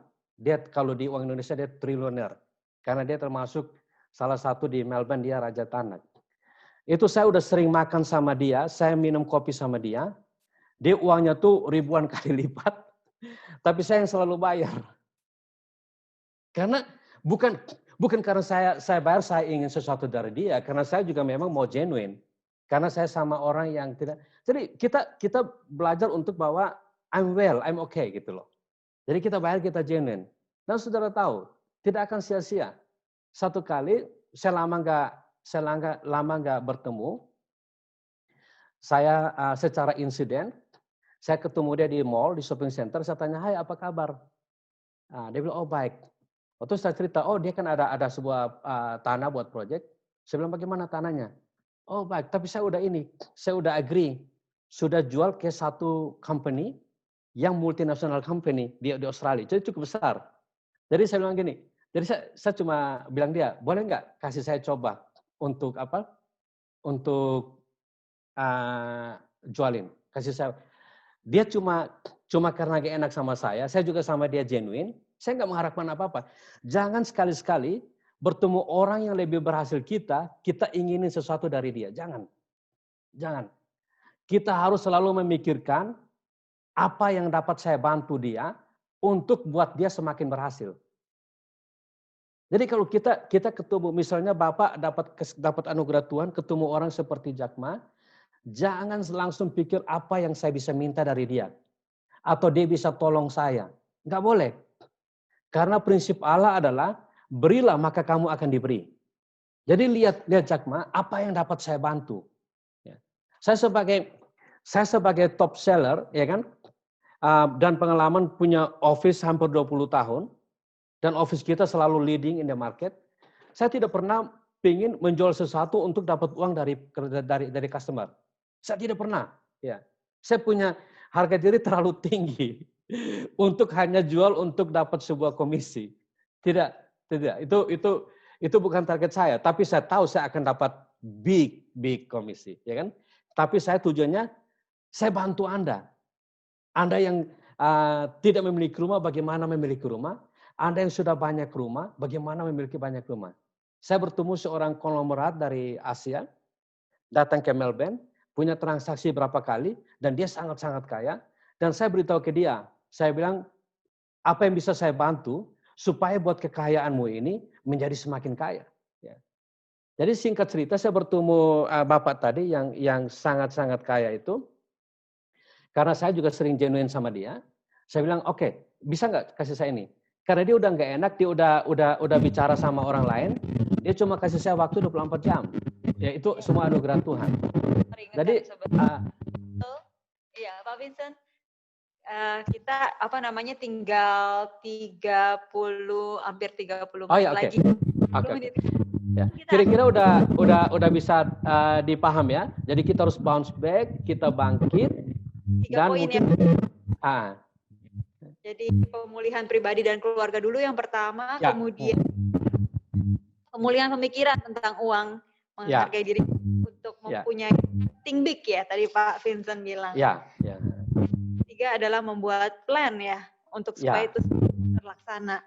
Perkataan. Terus masukkan ke dalam. Jadi dari poin kedua, uang dan plan. Oke, poin kedua plan. Oke, yang ketiga tadi jadi perkataan. Perkataan. Jadi bagaimana kita mengatakannya kepada diri kita, itu yang akan membuat kita juga menjadi seperti yang kita katakan, begitu ya Pak ya? Yes. Oke. Mungkin dari para peserta ada yang ingin bertanya, boleh kita buka untuk forum bertanya jawab dulu ya Pak. Sebelum memasuki pertanyaan, mungkin ada dua bagian firman Tuhan, mau secara cepat kita melihat. Yang pertama dari kitab Kejadian, pasal yang ke-26, mungkin saudara tidak usah membukanya, tapi boleh dicatat. Kejadian 26 ayat 13, ini tentang Ishak ya, Ishak. Nah, maka ayat 12, maka menaburlah Ishak di tanah itu, dan dalam tahun itu juga ia mendapat hasil 100 kali lipat, sebab ia diberkati Tuhan. Ayat 13-nya cukup unik kalimat ini. Dan orang itu menjadi kaya, bahkan kian lama kian kaya, sehingga ia menjadi sangat kaya. Jadi hanya dalam satu ayat itu ada kata kaya sampai 1, 2, 3 gitu dalam bahasa Indonesia ya. Maksud saya ini waktu saya membaca bagiannya cukup agak bikin saya mikir gitu loh. Kenapa sampai ditulis seperti ini ya? Tapi ditulis ada kata diberkati Tuhan di sana. Nah, kita selalu percaya kita diberkati Tuhan. Tapi apakah ada suatu bukti bahwa betul-betul kita diberkati Tuhan? Nah, kalau di dalam ayat ini jelas Ishak itu diberkati Tuhan dari segi apa yang dia kerjakan di tahun itu mendapatkan pengembalian ataupun pelipat ganda sampai 100 kali lipat. Ini hal pertama yang di kitab Kejadian yang saya pikir mungkin seperti tadi kata Pak Vincent, kita mau untuk memperkatakan ya bahwa juga di Alkitab ada sesuatu yang memperkatakan sesuatu yang kita tidak anti kekayaan. Karena di dalam Alkitab jelas ada kata-kata tentang kekayaan ya. Nah, yang kedua yang saya mau coba sampaikan tentang tadi Pak Vincent bicara soal pemulihan ya, menghormati istri. Saya harus menghormati istri saya harus menghormati saya. Nah, di dalam hal-hal seperti ini ternyata ada firman Tuhan dari Matius 18 ayat 19, itu saya mau bacakan buat kita semua. Dan lagi aku berkata kepadamu, jika 2 orang daripadamu di dunia sepakat meminta apapun juga, permintaan mereka itu akan dikabulkan oleh Bapakku yang di surga. Memang pada dasarnya kata sepakat ini saya sangat mengajarkan di kelas Stronger Marriage itu bahwa suami istri ini harus sepakat ya, dan harus seiman. Karena dalam kesepakatan dalam iman adalah satu sarana untuk kita terhubung kepada Tuhan. Karena tanpa iman kita tidak mungkin melihat Allah. Dan kita tahu berbagai kesempatan yang tercipta dalam dunia ini, termasuk dalam pandemi corona yang sangat gelap ini, Tuhan tetap penciptaan kesempatan, Tuhan penciptakan kemakmuran, Tuhan penciptakan sustainability daripada keluarga kita, mencipta sesuatu yang baik. Dan di tengah semua yang gelap, hanya iman kita tetap bisa melihat sesuatu yang baik. Dan itu saya lihat dari kesepakatan suami istri. Maka suami istri jangan pada ribut ya, suami istri ya. Kalau ada yang ribut nanti silakan ikut kelas Stronger Marriage ya. Pertanyaan masuk nih melalui teks. Ya di grup WA juga ada dari Pak Suroso. Yang pertama itu jadi tadi tentang tingkah laku uang. Jadi kita masuk 2 pertanyaan aja ya. Jadi tadi ada Pak Suroso juga ada Pak Yuda ya. Oke, coba. Ya. Jadi yang pertama itu tentang tingkah laku uang. Apa yang dimaksud dengan tingkah laku uang atau gerak-gerik uang yang tadi Pak Chang coba sampaikan. Jadi pada dasarnya kita sebut tingkah laku ya, tingkah laku uang itu bagi banyak orang uang itu hanya didapat melalui bekerja gitu misalnya. Jadi dia mengenali bahwa uang akan masuk melalui dia bekerja. Oke? Nah, jadi kalau dia tidak bekerja, dia tidak dapat uang. Ya. Jadi antara dia bekerja dengan uang itu adalah sesuatu yang tersambung sedemikian. Tetapi waktu berbicara tentang bekerja, ternyata pikirannya hanya saya jadi seorang pegawai. Nah, puji Tuhan kalau kita punya pegawai yang setia ya. Sama bertahun-tahun. Tapi tadi kan Pak Vincent saya sadari tadi bicara sesuatu. Jikalau you ingin bounce back, you mesti berbisnis. Katanya. Nah, waktu berbisnis itu tata gerik uangnya berbeda. Kalau gajian, kalau menjadi pegawai, uang masuk tiap bulan saja. Tapi pengeluarannya tiap hari, udah pasti pengeluaran tiap hari, tapi masuknya sebulan saja. Tapi kalau berbisnis bisa jadi masuknya bisa tiap jam. Kalau nggak salah begitu ya, Vincent ya. Uang bisa masuk tiap jam, uang bisa masuk tiap menit, uang bisa masuk tiap detik. Kok bisa? Yang satu masuk sebulan sekali, yang lain masuk setiap detik masuk. Nah, hal inilah maka saya bilang tadi pertanyaan soal tingkah laku uang. Nah, ini bagi saya penting untuk mencari source of income. Jadi ada berbagai sumber keuangan yang menyerbu masuk. Nah, melalui apa? Kenali diri. Tadi Pak Vincent sudah bilang, kita ini sebenarnya talentanya apa? Kita ada talenta sesuatu, tidak gali, lalu kita gali-gali di tempat lain yang kita tidak punya talenta. Pasti kita kalah dibanding talenta orang yang memang kerja di sana. Kenapa? Dia baru bangun pagi aja langsung celing. Nah, kita begitu bangun pagi bengong-bengong, gitu kan? Karena kita tidak punya talenta di sana. Nah, jadi artinya betul-betul kita kenali diri, kerjakan dengan konsisten. Lalu lihat, saya percaya sekali bahwa dalam satu bagian firman Tuhan begini, bahwa orang yang cakap dalam pekerjaannya, dia akan berdiri di hadapan raja-raja. Nah, salah satu hal yang penting dalam kita bisa bounce back juga adalah memang betul kita harus kenali apa sih yang kita cakap. Tidak semua orang menjadi tukang potong rambut. Tidak semua orang menjadi dokter. Tidak semua orang menjadi petani. Tidak semua orang menjadi ahli IT. Tidak semua orang menjadi DKV. Ya, itu desain komunikasi visual. Hari ini semua berbondong-bondong ke sana. Kayaknya banyak uang di sana. Tapi tanya, betul dengan desain? Jangan benci dengan desain. Nah, jadi gerak-gerik uang ini, dia memiliki begitu banyak muka, banyak wajah dia, banyak dimensi. Saya pikir kalau kita tidak mengenali, kita tidak pernah bisa menguasainya, mendapatkannya, mengendalikannya, kita tidak pernah bisa. Ya. Nah, jadi saya pikir itu tadi jawaban singkatnya. Yang berikutnya? Oke, yang berikutnya dari Pak Yuda dulu ya ini. Jadi bagaimana mengajarkan pengalaman Pak Vincent tentang financial reborn pada anak-anak muda dan sekarang yang bagi anak-anak muda, kita harus sebagai orang tua harus banyak berbicara tentang uang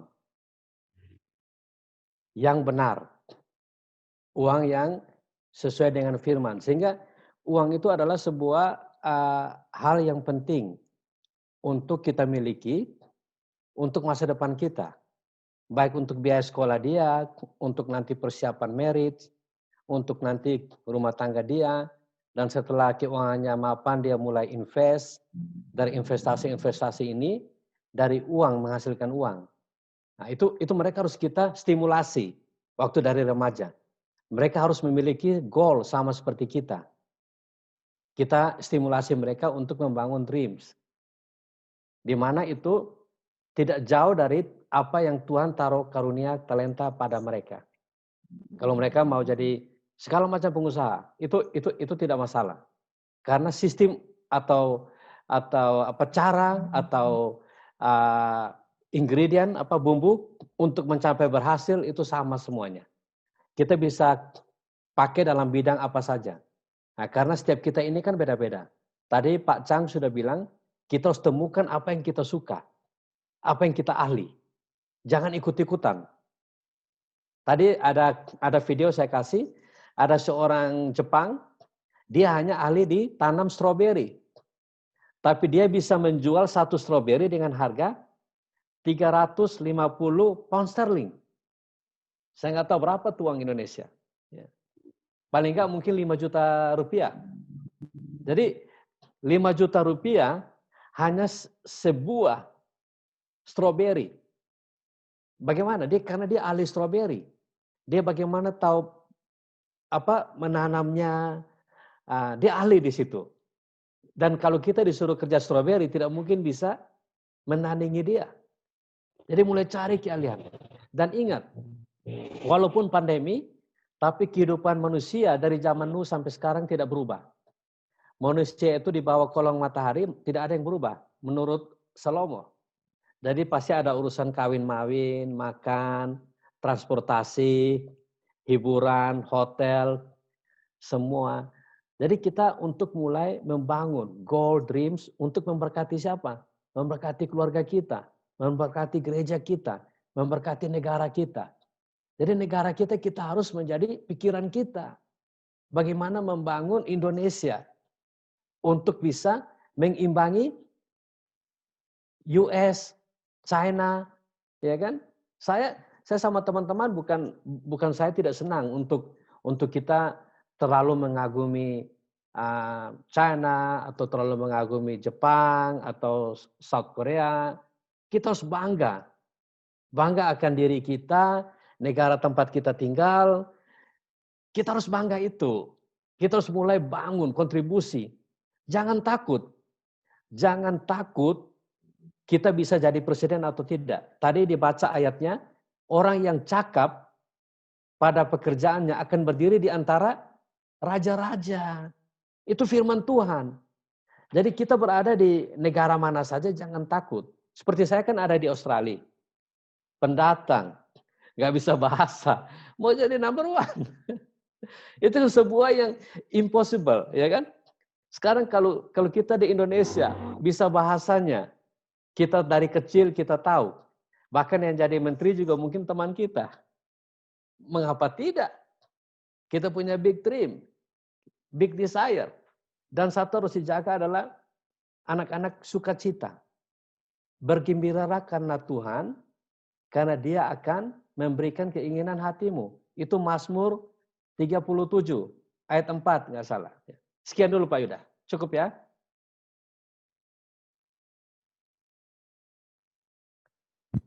Oke, jika boleh dinyalakan itu mikrofon. Ya. Oke, terima kasih, Pak. Terima kasih. Perkenalkan Oke, dulu ya, Pak. Ya kayaknya tadi udah dijawab, jadi mungkin yang lain aja. Oke. Yang lain lagi? Ya. Ya. Yang lain ada yang mau bertanya? Makasih Pak Yuda.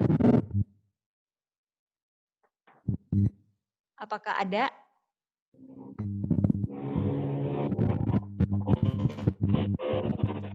Bacain lagi pertanyaan dari grup WA ya. Saya nanya, Bang.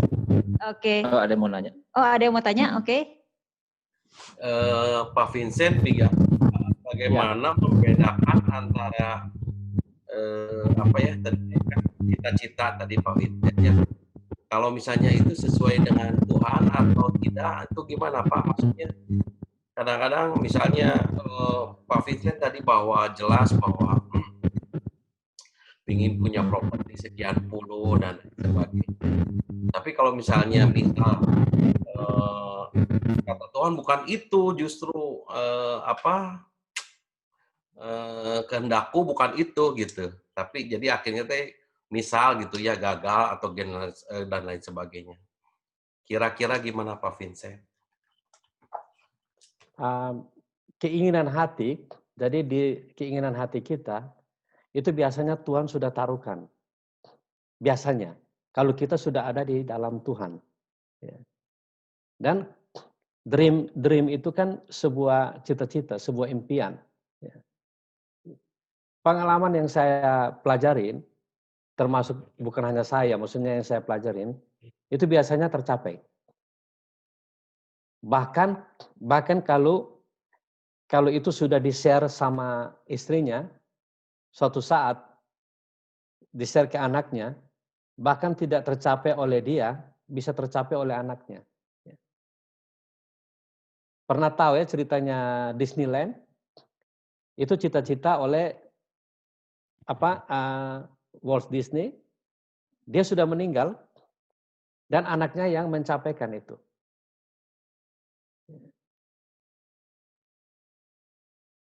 Dan kalau kita di dalam Tuhan, kita hatinya benar dalam Tuhan, kita tidak usah ragu-ragu. Kecuali kita yang tadi Pastor Chang bilang, kita ada yang nggak beres. Nah itu kita harus tahu itu dari Tuhan atau hanya hawa nafsu, hanya keinginan pribadi kita. Tapi kalau kita dalam Tuhan, kita untuk menjadi financial intelligence, kita paham tentang uang, bagaimana uang itu bergerak, itu adalah hikmat yang bisa kita pelajarin. Ya. Jadi kita harus tahu bahwa fungsi uang itu penting untuk mendukung pelayanan. Dan keuangan, kita bersyukur, kita sebagai anak-anak Tuhan, kita dilatih untuk memberi bagiannya Tuhan. Dan memberi bagiannya keluarga, memberi bagiannya anak, dan menyimpan bagiannya investasi. Jadi waktu kita membayar diri, itu kita investasi. Pertama bayar Tuhan, kedua bayar diri. Bayar diri kita. Nah, ada uang untuk bayar diri, itu kita simpan untuk tidak disentuh. Baik itu berupa tabungan, atau berupa rumah, dibangun kos-kosan, atau dibuat apa. Itu kan sebuah yang dari hasil kita. Nah, nanti sisanya untuk kita pakai. Nah, kapan kita mulainya? Pada waktu kita masih kesulitan uang. Kita harus belajar disiplin. Waktu uang masih kurang, kita harus taruh uang sebagian. Jadi kalau uang kita kecil, kita kan juga pastikan simpannya kecil. Tujuannya bukan simpannya, tetapi kedisiplinannya. Seperti tadi Pak Surcang sampaikan, itu harus dibuat ulang-ulang, menjadi terekam di dalam alam bawah sadar kita. Itu menjadi sebuah habit. Jadi habitnya orang kaya, habitnya orang berhasil, habitnya orang sukses. Ya, kira-kira paham Pak Doni ya? Ya, oke. Kalau saya mungkin Pak Chang mau menyampaikan lagi tambahan? Ya, mungkin saya mau tambahkan sedikit tentang tahu dari mana tadi ya, kira-kira pertanyaannya ya. Jadi saya percaya bahwa Tuhan kita itu adalah Tuhan Allah sumber segala kebaikan. Jadi di dalam dirinya itu ada kebaikan begitu banyak. Makanya dari hari penciptaan, hari ke-1, ke-2, ke-3, ke-4, kita tahu semuanya baik. Tuhan bilang semuanya baik. Terang itu baik, ya. Binatang itu baik. Air, tumbuh-tumbuhan semua baik. Nah, sampai kepada puncak daripada penciptaan adalah manusia, maka Tuhan tambahkan katanya adalah sungguh amat baik. Begitu. Dalam ini kita memahami bahwa diri kita ini ada sesuatu yang sungguh amat baik, gitu. Dan itu adalah kehendak Tuhan sendiri. Nah, sehingga di dalam kemudian misalnya dalam tingkah laku kita, waktu kita studi di SD, waktu kita studi di SMP, nah ini yang saya kasih tahu anak-anak saya, kamu harus menjadi yang terbaik, begitu. Pada baru SMP atau SD, ya. Nah, waktu kuliah kamu harus menjadi yang terbaik, begitu. Kenapa? Karena kita menyembah Tuhan sekali lagi yang menciptakan bunga begitu indah. Menciptakan akan dunia ini begitu beragam kreasinya sampai kita itu kaget-kaget. Ini saya suka lagi bagi nasi bungkus ya. Saya suka belanja ke pasar. Saya ke pasar saja saya kaget-kaget. Orang jual ikan asin, saya lihat satu-satu. Ikan asin kok macam-macam ya, sampai dipisahin gitu. Cuma ikan asin, baunya asem ya. Saya lihat ini macam-macam ya, ada yang kecil, ada yang setengah gede, ada yang lempeng, ada macam-macam ya Tuhan itu ya. Nah Tuhan waktu mencipta itu begitu baik. Nah sehingga di dalam segala cita-cita, kalau saya tidak salah tadi menangkapnya pasti Pak Vincent berbicara tentang cita-cita. Tentang sesuatu tadi dia dengar, di TV ada 126 ya, gitu ya Pak. Lalu tiba-tiba Pak Vincent bilang, I will be the top seller ya in Australia. Ini mimpi dari mana ini Pak Vincent ini? Nah, saya mau dekat Tuhan. Sehingga Tuhan kehendaknya tidak pernah ingin kita menjadi buruk. Never. Tidak pernah. Tuhan ingin kita menjadi yang terbaik. Nah, kita ukur-ukur. Nah, Pak Vincent kok punya comparison nonton di TV yang jual 126 tadi ya, begitu. Seperti as a comparison. Karena kalau itu tidak muncul di TV, kayaknya Pak Vincent juga bingung. Ini kalau top seller jual berapa? Seperti tidak ada perbandingan. Bagi saya sebagai hamba Tuhan, saya bisa membandingkan. Apakah saya menyampaikan firman Tuhan bisa dipahami atau tidak? Nah gitu ya, kira-kira ya. Saya akan sangat sedih kalau saya bicara saya tidak dipahami. Maka saya memperhatikan hamba-hamba Tuhan yang ada bicaranya muter-muter. Saya jadi bingung. Nah, saya bilang kayak gitu. Saya ingin terbaik, mudah dipahami. Karena kalau saya jadi hamba Tuhan ngomong susah dipahami, silakan saja. Nah, jadi saya punya komparasi. Nah, setiap bidang kita ada dokter terbaik, ada pengacara terbaik, ada petani terbaik, ada orang IT terbaik, ada semua. Nah, Tuhan pasti ingin itu adalah anak-anak Tuhan yang ada di posisi terbaik. Saya sudah diajar di pembimbing KTB saya dulu. Waktu itu saya masih kuliah, nilai kuliah saya kurang bagus, ya kurang bagus. Lalu pembimbing KTB saya, pembimbing komsel saya masih muda. Bilang sama saya, Kuifa, Tuhan mau kita yang number one, dia bilang. Jadi kamu kalau dapat nilai C, C, saya lihat C aja, saya udah senang dulu ya. Ada yang D ya. Kamu ini jangan asal kuliah, dia bilang gitu loh. Dapatkan A. Wah, gitu ya. Ya, namanya juga baru bertobat, saya bertobat usia 18, begitu kan. Dan selama masa SMA saya tukang nyontek, saudara. Ya. Jadi kalau saya dapat nilai baik juga nyontek semua itu kayaknya. Nah, lalu saya mulai berjuang untuk the best of me. Boleh keluar. Dan puji Tuhan. Waktu saya S1, SE itu saya punya skripsi itu dapat A. Ya, istri saya juga dapat A. Karena kami mencoba menjadi yang terbaik. Nah, terhadap pertanyaan ini tadi, kita rasanya tidak usah terlalu rumit. Mari kita kejar sesuatu yang terbaik di dalam bidang kita masing-masing. Kalau gunting rambut, jadilah yang gunting rambut terbaik. Kalau bikin baju yang terbaik. Kalau saya jadi hamba Tuhan, saya rasa saya bertanggung jawab di hadapan Tuhan. Saya mau jadi hamba Tuhan terbaik ya.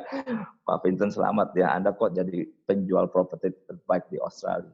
Waduh, sudah dilawan. Sudah. Oke. 9. Mungkin bagaimana baiknya ini? Thank you. 9 kita akan closing ya, karena juga memang masih ada di grup WA Pak Vincent juga Pastor Chang. Jadi kalau misalnya ada pertanyaan-pertanyaan yang masih belum dijawab, yang masih ingin disampaikan, grup WA kita akan sampai tanggal 3 ya. Sampai tanggal 3, jadi akan tanya jawab untuk kita sama-sama juga semua bisa mendengar dan juga bisa membaca ya. Saya lihat ada pertanyaan yang harus dijawab mungkin di grup ya. Basically after this I will sleep, okay? I will sleep. Kan jam sudah midnight. Iya. Jam 12. Oke. We will sleep. Tomorrow saya akan coba answer. Juga Pak Fit jawab di grup, oke? Nah, tutup karena lebih baik kita tutup. Dan terima kasih buat semuanya dan kita ditutup doa oleh Pak Vincent. Terima kasih semua. Terima kasih. Benar, Pak Suroso, kenapa? Ada angkat tangan? Ada something? Oh, bukan. Dada. Oh, sorry. Kita berdoa dulu ya. Oke, Pak Vincent silakan pimpin kita di dalam doa, silakan. Oke, mari kita berdoa. Bapa dalam surga, kami bersyukur untuk malam hari ini. Kami dapat belajar tentang kuasa-Mu, kasih-Mu, dan anugerah-Mu. Sehingga kami dipulihkan pribadi kami dipulihkan hubungan keluarga kami diberikan rancangan-rancangan-Mu yang punya masa depan dengan penuh harapan, dan Engkau memberikan kami firman, sehingga hati kami diisi oleh firman, kami lebih dari pemenang, sehingga kata-kata kami adalah kata-kata seorang pemenang, di mana Engkau telah menang, mengalahkan maut, bangkit dari antara orang mati, dan Engkau hidup, sehingga kemenangan kami ini, walaupun mengalami tantangan-tantangan, kami akan terus menang dengan kuat kuasa-Mu dan anugerah-Mu. Berkati semua saudara-saudara kami yang berada di Zoom atau mereka yang ada di Facebook. Berkati semuanya Tuhan, sehingga mereka mengalami anugerah-Mu, mengalami kasih-Mu, karena kami adalah pemenang. Di dalam nama Tuhan Yesus Kristus, hanya nama-Mu yang kami muliakan dan kami tinggikan. Amin. Amin.